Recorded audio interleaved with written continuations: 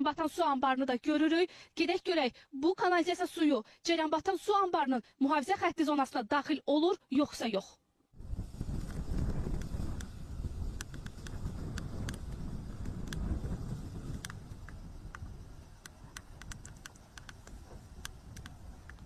Bu da gedə biləcəyimiz son hissə. Ataların yaxşı bir deyimi var, deyir, görünən dağa bələdçi lazım deyil.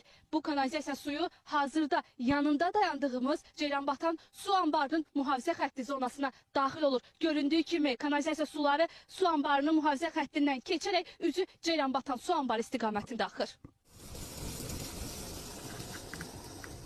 Maraqlısı odur ki, çirkab suların yayıldığı gölməçədən suyun birbaşa anbarın mühafizə zonasına axıdılması üçün boru salınıb. Həm də elə bu günlərdə. Halbuki ötən çəkilişdə ərazidə belə bir boruya rast gəlməmişdik. Bunu kim, niyə, hansı məqsədlə edir? Məsələni aydınlaşdırmaq üçün Dövlət Su Ehtiyatları Agentliyi iri şəhərlərin Birləşmiş Su Təchizatı xidməti ilə əlaqə saxladıq. Məlum oldu ki, onlar nə məsələdən xəbərdardılar, nə də baş verənlərə aydınlıq gətirəcək cavabları var.